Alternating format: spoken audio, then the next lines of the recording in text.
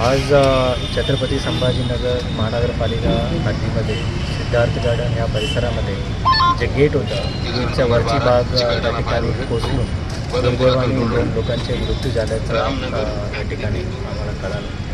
आणि विशेष करून हे जे बिल्डिंग होती एक BOT तत्त्वावर होती आणि BOT तत्त्वावर जे व्यक्ती आहेत त्याचं काम होतं की त्या ठिकाणी बांधकाम करून ते रेग्युलर मेंटेनन्स वगैरे करण्याची त्याचं काम होतं आणि त्यांच्याविरुद्ध आम्ही पोलिसांमध्ये गुन्हाही नोंद करणार आहे. आणि त्यासोबत मृत्यू झालेल्या लोकांचा 5 लाख रुपये माननीय पालकमंत्री मोदयांशी आम्ही बोललो. 5 लाख रुपये मदत ते सर्व जे मृत्यू झालेल्या व्यक्तींना त्यांच्या परिवाराला देण्यात येणार आहे. आणि विशेष करून अजून व्यवस्थितपणे आमच्या मार्फतसुद्धा एक स्ट्रक्चरल इंजिनियर यांच्यामार्फत तपासणी आम्ही करू. ज्या काही लूज स्ट्रक्चर्स असतील आणि ते काढून घेण्यात येणार आहे.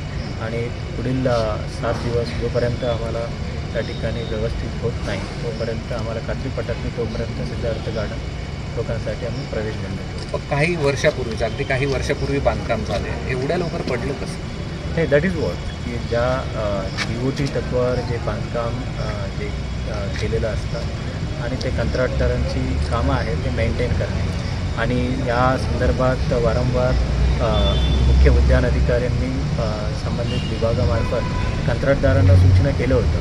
परंतु कंत्राटदारांच्या नामुष्कीमुळे ह्या सर्व घटना घडल्याचा प्रथमदर्शनी निदर्शनात येतात आणि त्याचं सखोल चौकशी आम्ही इंटरनल एक एन्क्वायरी आम्ही कंडक्ट करू आणि त्यांच्याविरुद्ध गुन्हा नोंद करण्याच्या आदेशही मी संबंधित अधिकाऱ्यांना सूचना केलेल्या आहेत. पोलीस आयुक्त म्हणून काय पावलं